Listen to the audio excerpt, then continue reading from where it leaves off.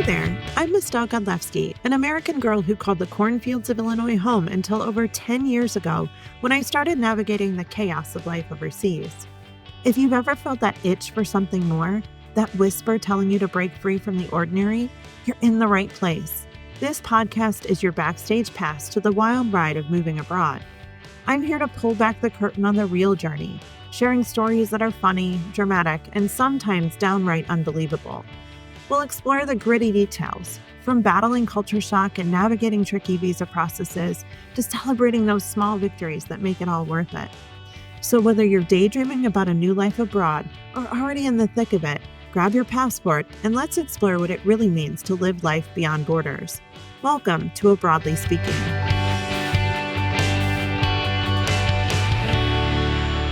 Hey there, friend. Welcome to the Abroadly Speaking podcast. My name is Mistal. If you're new here, welcome. If you've been here before, welcome back. Today, we're going to help you escape chaos without losing your mind or your last dollar. In today's episode, we're looking at you if you're terrified of what's going on in the world, you're broke as hell, and you're seriously thinking about moving abroad, but you have absolutely no clue where to start. Or you kind of have an idea where to start, but you're not super confident in it either. So if you're there, I see you, I feel you, I've been you before. You kind of feel like you're stuck in the middle of a political Hunger Games situation with a dash of 1984 mixed in, and you're wondering if there's a way out that doesn't require either marrying a billionaire or selling your soul to a tech startup. So if that's you, welcome, because there is a way out. And let's go through what that looks like for you. The truth is, moving abroad isn't like booking a fun trip to Bali. Spoiler alert, I did that first yoga retreat in September, but it's nothing like it at all. It's more like staring down in your own dystopian drama, complete with paperwork nightmares and anxiety attacks that hit you when you think you figured it all out. You want out, right? You want safer streets. You want freedom for your kid to be themselves. You want your kid to feel like they don't need a secret decoder ring to be able to know what in the world is going on with their friends. And maybe you just want fresh air that doesn't smell like burnt out hopes and dreams. But you're broke. More than likely, if you're listening to this, you don't have a trust fund. You don't have $1 million bank account. And that makes you scared. So you're Googling how to move abroad when you're broke, or how to move abroad when you're terrified of what's happening in the United States. You're Googling some other iteration of how to move abroad with no money. And it's just giving you scams and 2003 blog posts and, well, people who don't know or have never actually moved abroad. I get it. I've been there and I've done this now 3 times. So your first step in all of this process of moving abroad is to admit that there's a part of you that's a little nervous. And then recognize that that is completely normal. Because to be fair, if you're not nervous, you're probably not even really trying. That nervousness means you're doing something big. You're about to do something super brave. You're about to change your life in an exceptional way. And yeah, it's a little scary. I'll admit it. It's a little scary to give up everything that you know and everyone that you know, pack up your life into a series of suitcases and move abroad. Starting with that emotional roller coaster, starting and getting on and recognizing that there's going to be good days and bad days, going to be days you're super excited and pumped and ready to do it. And then you're going to end up in the middle of a pile of paperwork where you're like, dude, what? I don't want to do this anymore. It's going to happen. When you're ready to start your move, when you're ready to be, okay, I'm ready to get on the emotional roller coaster of moving abroad, there's a thing that most people won't tell you. Moving abroad is 85% paperwork, about 10% panicking about your budget, and 5% of pure adrenaline-fueled hope. And that 5% of hope is going to be what gets you through the 85% of paperwork that you don't want to be doing. No one wants to hear this, and I recognize that, but it's absolutely true.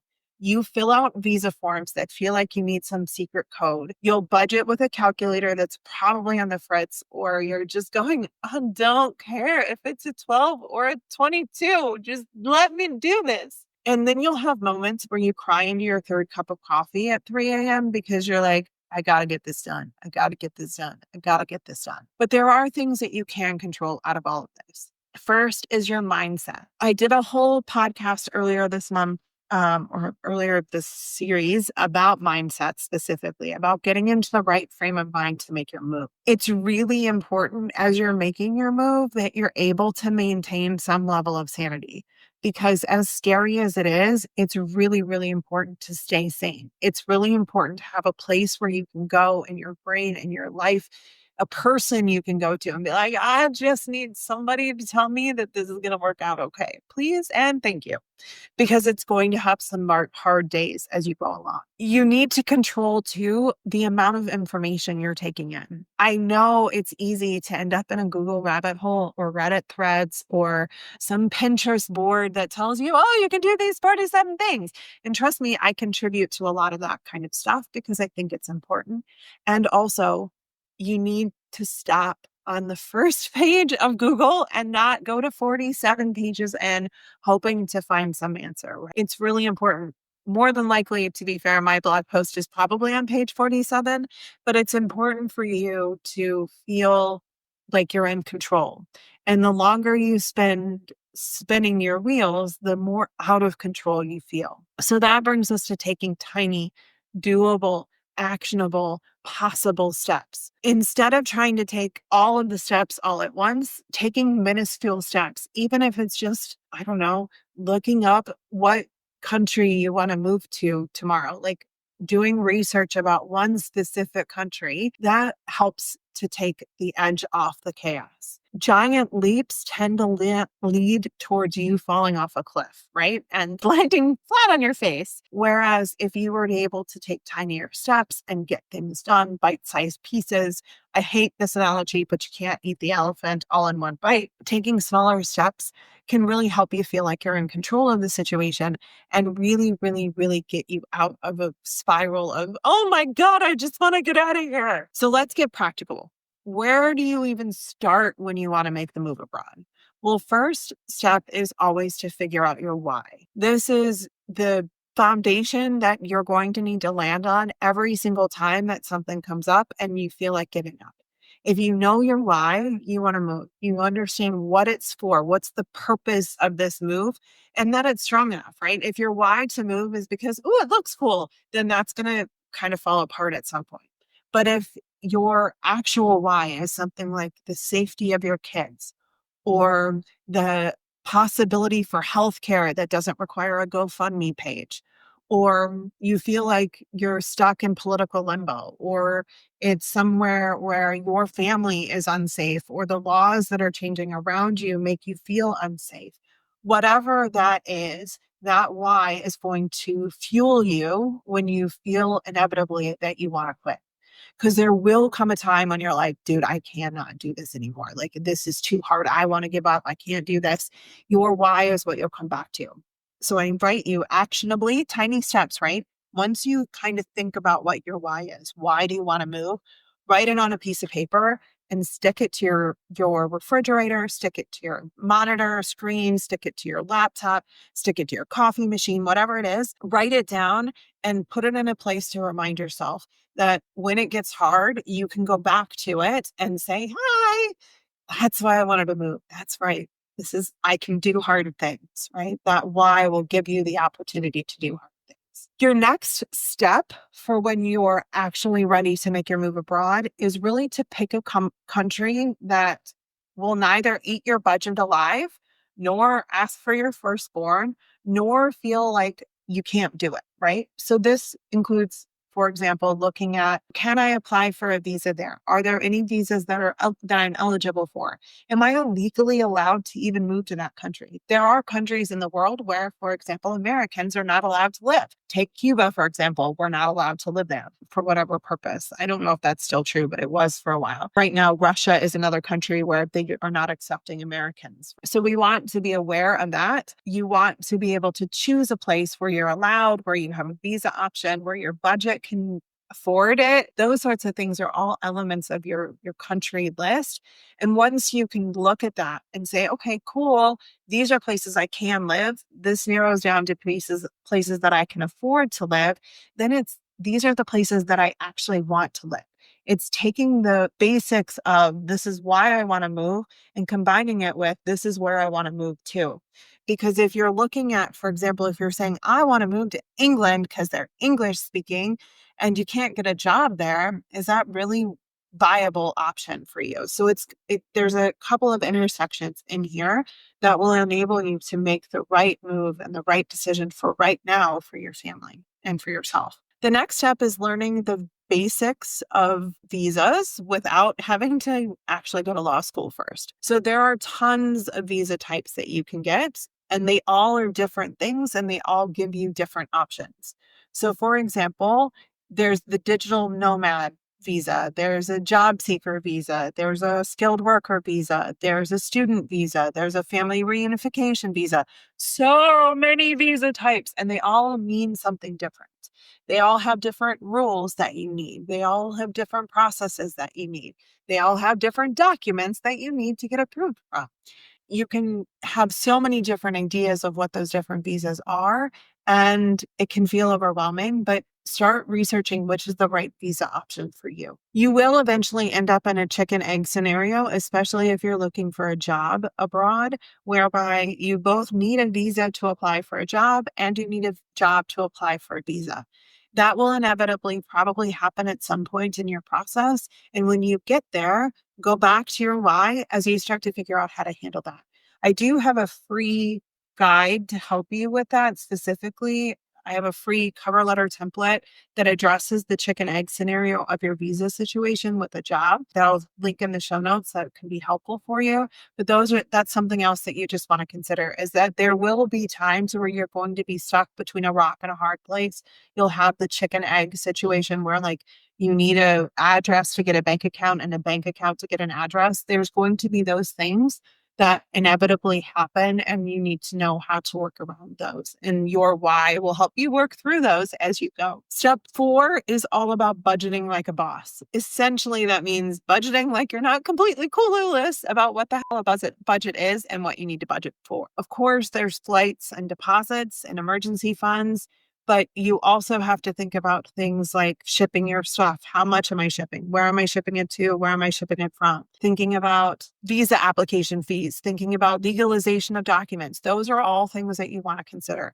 I did a whole budget series. There's 4-episode arc called Budget Basics, and it's a 4 budget series that talks about the different phases of your budget and things to consider in each of those phases. Ultimately, when you're looking at your budget, you definitely want to make sure that you know generally how much it's going to cost you so that you can properly identify how much you need. That is not to say that you need $50,000 to move abroad. Sure, you could, but there's ways to save on your budget as well. And also there's ways for you to maximize your budget and minimize the costs as you go along. Step 5 is really about setting a realistic timeline. You cannot move tomorrow. And I recognize that so many of us are like, I just want to get the hell out right now. You cannot move tomorrow. It will take time to get your visa. It will take time to get the documents you need. It will take time for you to move, but you can already start making moves today. It is possible for some people to move in as little as 6 weeks. Our first move from the day that my husband accepted the job offer until the day that we left the United States was approximately 3 months. That was with a company-sponsored move, but because we needed to get paperwork together, because we needed to get everything that we needed, for example, our birth certificates, our marriage licenses, etc., it took a little extra time. So plan on a minimum of 3 months. You can obviously maximize that out to 18 to 24 months. When you start creating your realistic timeline, that's where loosely think about, when do I want to get out? So 6 months from now, I want to get out. 12 months from now, I want to get out, etc. And then you need to work backwards a little bit from there. As you're doing your research about the country that you want to move to, for example, how much time does it take to get a visa? How much time does it take to get my pets through pet relocation, etc.? So that's kind of the way that you can go through that. Another thing to consider in your first, like, oh my gosh, what do I do when you want to move abroad? What are my first steps to move abroad? An inevitable step that's going to pop up throughout your journey abroad, including after you land, is fear. And that can come in fear as guilt. It can come as fear as self-doubt. It can come as fear as judgment. It can come as fear as just simply fear. For example, so many people worry about, what if I fail? What if I don't make it abroad? Well, what's your worst case scenario if you don't make it abroad? The exact life that you have right now is your worst case scenario. So how can you learn faster and get a good story out of it? Failing is awesome. Failing is the figuring it out and trying again later. So you're not actually failing. You're trying something else that works better. There is no such thing as fail when you move abroad. If you move abroad and hate it and need to move back, okay. And if you get rejected for your first visa, okay, well, that's going to cost a little bit of money. Maybe I know how to do it better next time, right? So just take that as a deep breath and keep moving forward. You're going to face a lot of Carols in your life that are going to judge you for making the move abroad. Oh my God, the number of people on social media that wallop all of us for the idea even of moving abroad. So what? Let them. You don't need anyone else's approval to save your sanity. You don't need anyone else's approval to make the best choice for your family and your situation. So yes, people are going to judge you. The what if is not a what if. When will people judge me is the better question. And they're going to judge you along the entire process. And you can kindly tell them to off. Honestly, excuse my language. You can tell them kindly that it's none of their business and you're moving on. Or don't announce it until you're ready. Like, make the decision of what's right for you and for your family. The question that inevitably comes up as well is, what if I can't afford it? The truth is, moving abroad is not free. It is impossible to move abroad without spending some level of money. Whether it's a company's money or your own, moving abroad simply isn't free. You are not alone, though, in that fear, and know that as you go through, that if you start where you are and build what you can, you will do the best that you can. You do not need to move abroad into a 5-bedroom, 6-bathroom mansion. Maybe you have to downsize a lot in order to make the move abroad. Or maybe you don't move all your shit with you and you really narrow down what you're going to bring with you along the way. Or you say, you know what, I'm good for this. Let's go. And then you move abroad with just your plane tickets and your visa in hand, right? And you buy everything else when you get there. There's a lot of ways to make this happen. Or maybe you have to stay in a hostel for a few weeks before you find an apartment. There's a lot of ways to make this happen. And being broke and brave is better than being broke and stuck. Are you broke right now where you are? How much less broke are you going to be if you move abroad? How much more can that same money go if you make the move abroad? The truth is, the world right now feels like it's a mix of the Hunger Games and the Handmaid's Tale. It's not exactly set for staying comfortable and hoping for the best. So if you're thinking about making the move, just recognize that borders are shifting, visas are changing, and opportunities are popping up if you absolutely know where to look. Waiting for the perfect time to move means getting stuck in the dystopia that you're currently in and hating. So why not start building your escape plan today? Why not start looking at, how can I get out? And all it is taking one step. None of the steps are permanent until you get on the plane and move. And even then, those aren't permanent either, as I am perfectly the good explanation of that, moving 3 times. So make your choice. Are you willing to stay, or are you needing to go? And if the need to go is higher than your willingness to stay, it's time to take that first step. If you want to stop spinning your wheels and actually start making a move forward, I have something absolutely free for you. It's my free visa checklist. It's a personalized checklist that you'll get that will help you through your move abroad.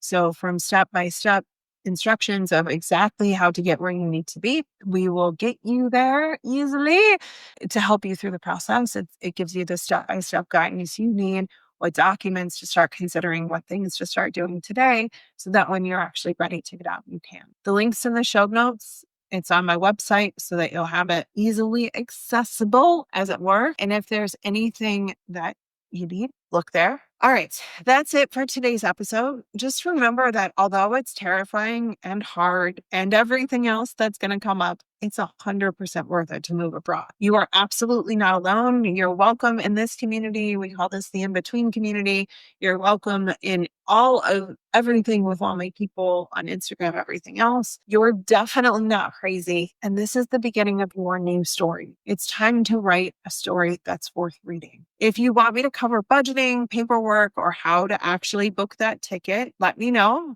Hit me up on Instagram at I am Estelle with any questions or topics that you have, and I'll make sure to try and do an episode on those as well. Until next time, I want you to take a very deep breath in and out. I want you to keep planning for your future, wherever it is that you're going abroad.